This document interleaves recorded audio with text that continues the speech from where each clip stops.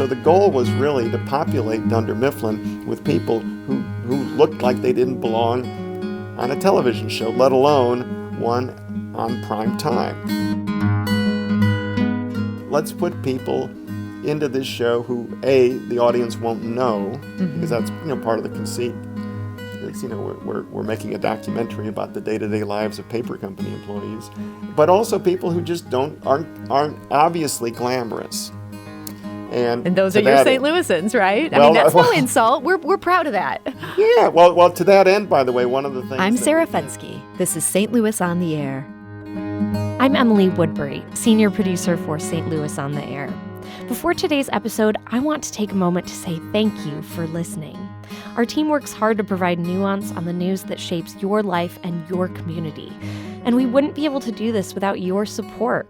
The money you give to St. Louis Public Radio helps fund our podcast. So please go to stlpr.org/donate and give an amount that works for you.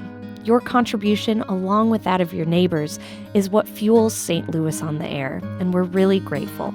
Thank you for your support.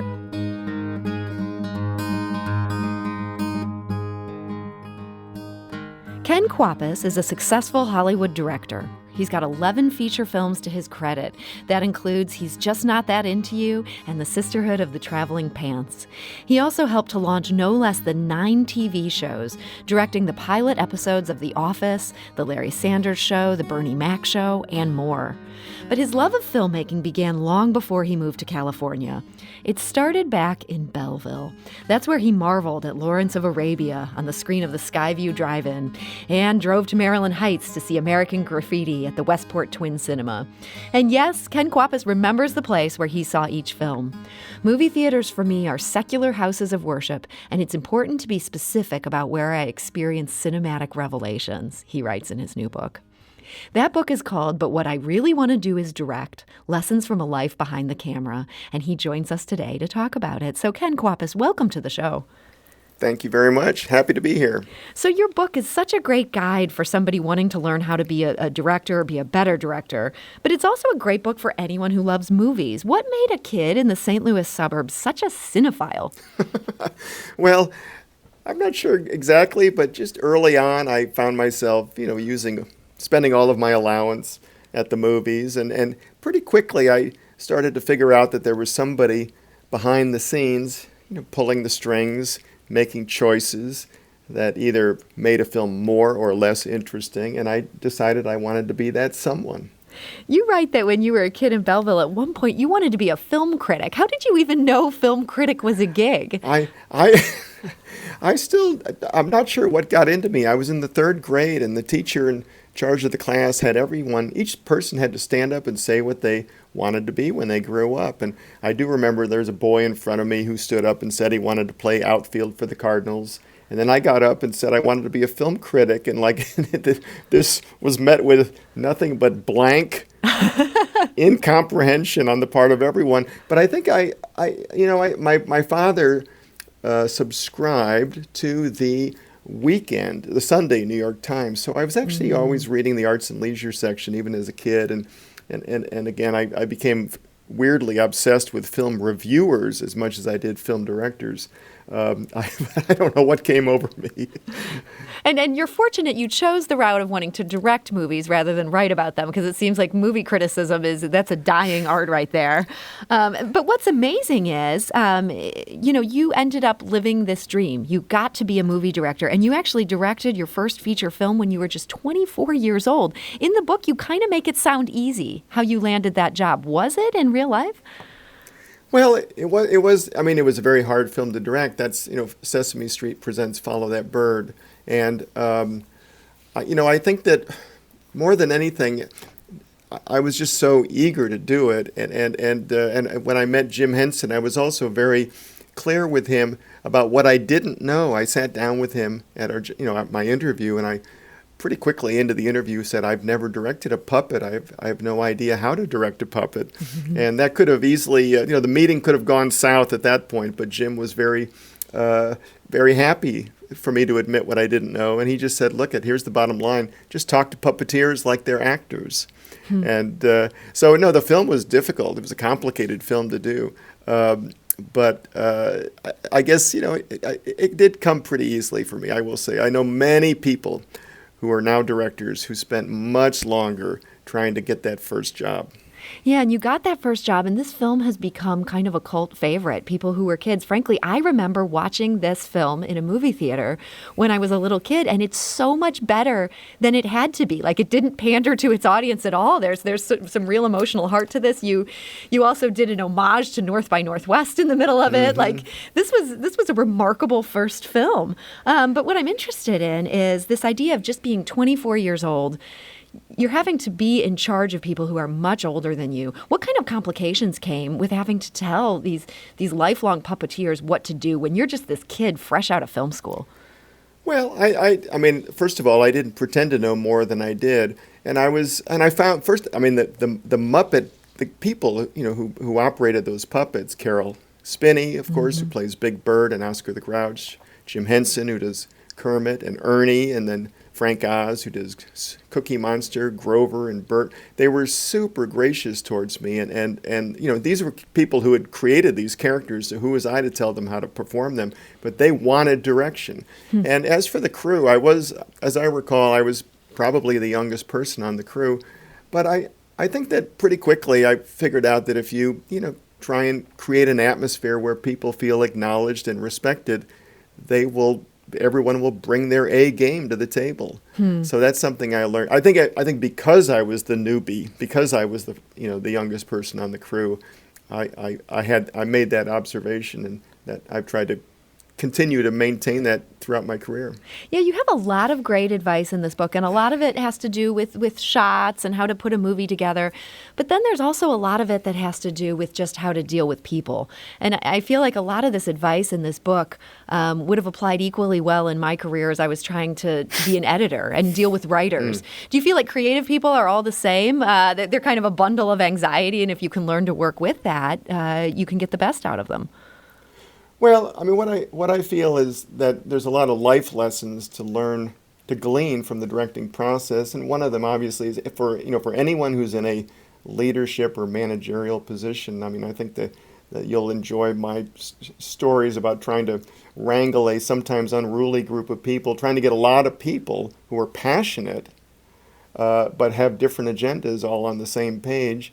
And there's no secret to it. But again, I feel like 90% of it is just sort of creating an atmosphere where people feel acknowledged. This is the simplest thing in the world, but learn the names of the people you're working with. I've visited sets before where directors have no idea what the names of their crew members are. The crew is basically invisible. I mean, how hard? I mean, there are a lot of people, but I mean, come on, how hard is it to memorize names? Yeah, So, just kind of making again, that effort to make people feel valued can go a long way. Absolutely. And also, in terms of working with actors, the key is to create an environment where people feel safe to play, safe to go out on a limb, safe to make a fool of themselves. So again, for me, like 90% of it is like setting a tone.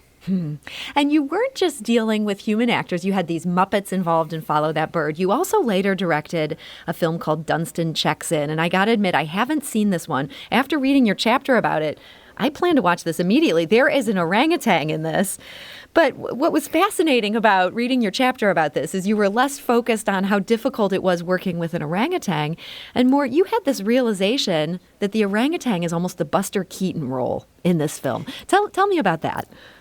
Well, I mean, the film Dunstan Checks In has a lot of physical comedy, a lot of sight gags, a lot of opportunity for great visual comedy. So when I took on the job, I thought a lot about many of my favorite, comedies, and when but by the way, I hadn't thought about Buster Keaton. I thought about a lot of great films that were comedies set in hotels, because Dunstan Checks In is set entirely in a big hotel in New York. So I thought about films like What's Up, Doc, Peter Bogdanovich's film.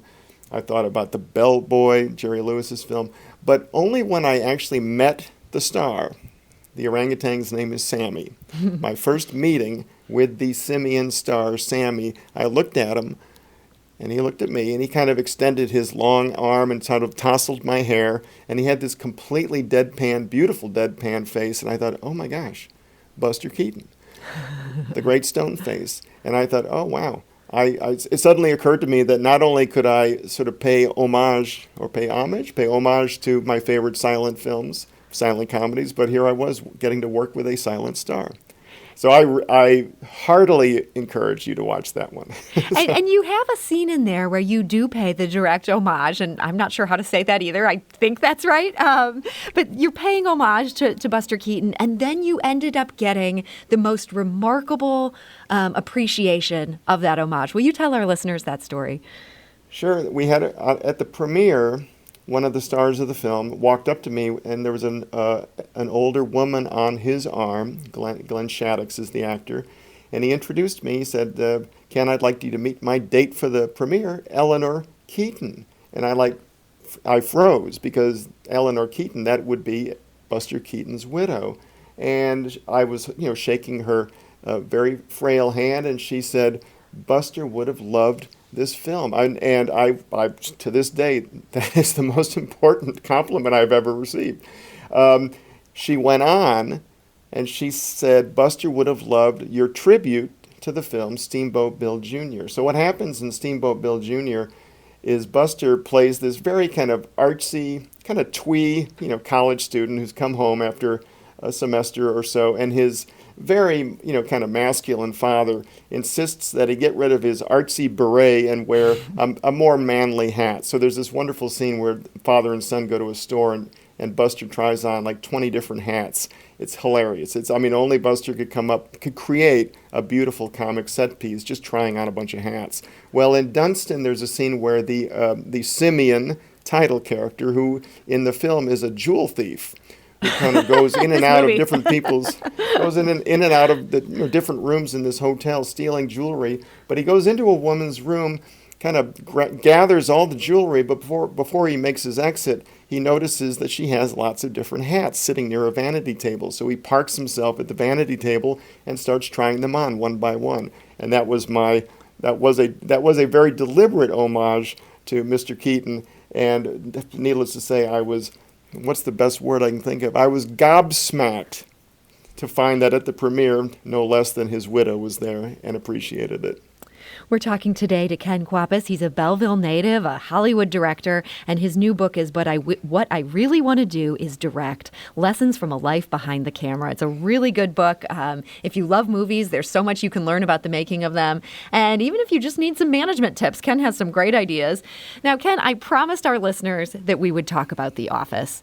You directed the pilot. There's a great chapter about that. And it includes something I think is absolutely critical to that show's success, and that is the casting. And I learned in this chapter that you discovered Creed Bratton. Tell us how this guy came to your attention. Well, Creed and I worked together before The Office. He was a stand-in on another show I worked on, the Bernie Mac show. Now, a stand-in, for any listeners who do not know what that means you're sort of the proxy for the actors. Once the actors are dismissed and the lighting begins, the stand-ins take their positions and for the lighting. And so on one particular day, I was going about my business, and I kept overhearing Creed. I hadn't met him yet, but Creed chatting up another stand-in, and Creed was going on and on about rock and roll. I heard little snatches of the conversation. Quote, it was a wild scene backstage at the Whiskey, or it's like, oh yeah, when we opened for the Doors at the, So I heard these little snatches. Like, what the heck what's going on here? So I finally pulled him aside, introduced myself, and he introduced himself as Creed Bratton, the original guitarist of the band The Grassroots, a band I knew and a band I really enjoyed, and we got to be pals over the course of that shoot. Our paths then diverged, but he called me when he heard I was working on the pilot of The Office and asked if there was any stand-in work. I said no. There wasn't going to be stand-ins for this show because of the style of the show. It being a fake documentary, a mockumentary, we decided to dispense with certain traditional things like stand-ins. But, I said, the bullpen, the Dunder Mifflin bullpen, has a few empty desks in the background. Creed, would you mind just, sitting at one as a background player for, 6 days while we shoot the pilot? There's no guarantee this show's going to get picked up, but, be 6 days of extra work. So he came in, He was happy to. Came in, took a seat, and 9 seasons later, he grew into one of the beloved characters of the show. Yeah, it sounds like a lot of it was just based on his very Creedness. I mean, it's just an amazing character. One of the other amazing characters on this show is also someone you discovered, a fellow St. Louisan, Phyllis Smith. She was there as a casting assistant. What made you realize that this non-actor was ready to act? Well, it wasn't so much that I had any realization about her acting ability. I was so taken with her vibe. Now, here, let me set the scene. She's the casting associate, and that means her job is to sit with me in the auditions and read lines opposite the actors who are coming in to try and get a role. And one day, I found myself getting increasingly bored with the actors themselves, but more and more fascinated by this woman sitting next to me.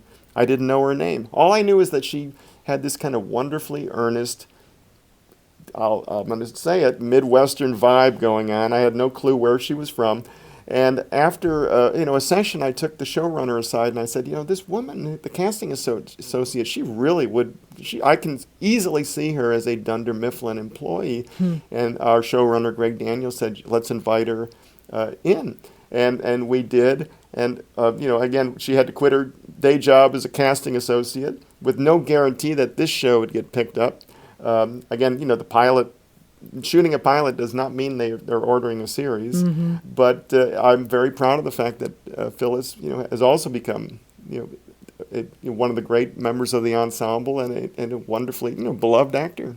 Yeah, The Office has so many St. Louisans in it. It wasn't just that you were there. Phyllis Smith was there. Jenna Fisher, Ellie Kemper ended up being there. And I know you also directed the final episode of it, so you were there for the Ellie Kemper years. Is there something about that show that makes the St. Louis mentality a good fit for it? Well, let's see. Let's see if I can answer that question without making a misstep. When we cast the show, our job was to, create a show that didn't look like a normal broadcast television show, and that applied to the look of the show, the camera, the shooting style, the comic tone, but most importantly, the casting. So the goal was really to populate Dunder Mifflin with people who looked like they didn't belong on a television show, let alone one on prime time. So the idea was, let's put people into this show who, the audience won't know, because that's, part of the conceit is, we're making a documentary about the day-to-day lives of paper company employees, but also people who just aren't obviously glamorous. And those are your St. Louisans, right? Well, I mean, that's no insult. We're proud of that. Yeah, well, to that end, by the way, one of the things that we did, we being Greg Daniels and myself, is during the pilot at least, we insisted that makeup and hair people never go on the set at all. The actors were given little compacts tucked into their desks, and they would do their own touch-ups. But the idea was, how do you de-glamorize these people? How do you make them look as real as possible?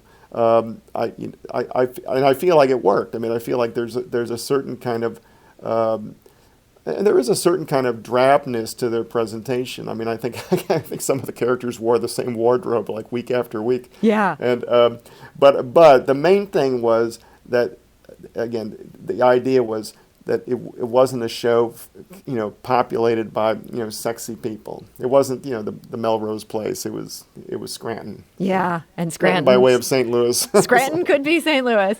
Well, I was most excited to talk to you about The Office, but I also heard from a listener. This is Christoph, who follows us on Twitter, and he was so excited about your 2 episodes of Freaks and Geeks. I have no idea what he's talking about here, but he says, ask him if he tried on the Parisian night suit. Does that question make any sense? It makes a lot of sense. Now, I would not have fit into the Parisian night suit, but here's just to explain a little bit. The 2 episodes I did, one is entitled Tests and Breasts, and the other one is entitled Looks and Books. And in the second episode, the looks referred to the young character Sam. He would be one of the geeks, not the freaks, and he's really determined to impress a girl at school. So he goes to the mall and is sort of basically persuaded to purchase a disco, I'll call it Parisian night suit. Let's call it a disco, era, night suit, or a disco era suit. Yeah. That he wears to school and is completely mortified when everyone finds it so laughable. So the Parisian night suit, I did not try it on. I will say that I have worn equally ridiculous things, but I have not tried that one on. We also got an email from Michael Bug. He describes himself as your fellow Junior Bill in Hollywood. These are graduates of St. Louis University High School. He says, congrats on your book, and make sure to tell the St. Louis Public Radio listeners about the differences between directing in film and television, since you are one of the best at discussing that topic. And he adds, and don't forget to tell them about when you played piano on the Queen Mary on camera for a scene and he's just not that into you. I have just uncorked a can of worms with only about a minute left on the show, but Ken, you want to run with either of those balls? Well, let's start with the last one. There's a scene in the film, He's Just Not That Into You, where Scarlett Johansson, she plays a would-be singer, and she sings at a bar, and we shot it on the Queen Mary. I don't know why we shot there of all places. But anyway, so I'm sitting at the piano accompanying her, and she's, by the way, a lovely singer, wonderful singer. And I loved working with her. But yes, there are a few shots. And in fact, I think if you find one of those old-fashioned Blu-rays or DVDs of He's Just Not That Into You, there's a deleted scene which includes the entire number that Scarlett sings. Wow. I'll say very quickly about the difference between film and television is, one of the great things about directing a feature film is getting to trace the arc of a character over the span of a long-form narrative, and again, you sit there from start to finish. You don't break it up. You don't go to the bathroom. You don't come back next week. I would say that one of the great advantages of telling a similar story in serial form for television is you can dig deeper into that story, into that character's life, into that character's story, just because you have a little more real estate just to explore a little bit more, again, backstory, subplots, etc. That's such a big question. We could do about a half hour on that. Yeah, I'm impressed with how you were able to answer that huge question in less than a minute. That makes you just the perfect radio guest. And I also, in addition to how fun you are to talk to, I really do want to recommend this book. This is called But What I Really Want to Do Is Direct: Lessons from a Life Behind the Camera. That's by Ken Kwapis. And it turns out it's in the top 10 for sales from local independent bookstores here in St. Louis this week. So that's really exciting. And so, Ken, congratulations on that. And thank you so much for joining us today. Thank you. I loved being a guest today. Thank you.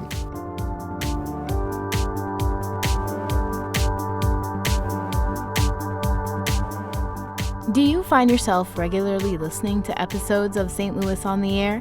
Suggest us to a friend you think might enjoy our conversations, and leave us a review and rating on Apple Podcasts on the App Store. It's the simplest way to help people discover our show. Thank you. St. Louis on the Air is produced by Evie Hemphill and Lara Hamden, with production assistance from Aaron Dorr. The senior producer is Emily Woodbury, and the executive producer is Alex Hoyer.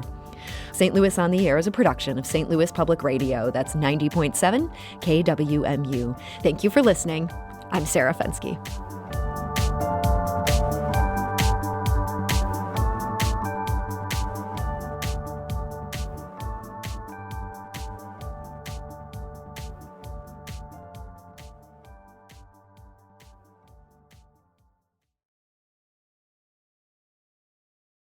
Support comes from the Missouri Forest Products Association, saluting Earth Day on April 22nd with an ongoing commitment to help offset carbon emissions with sustainable harvesting of Missouri forests. Details at choosewood.com.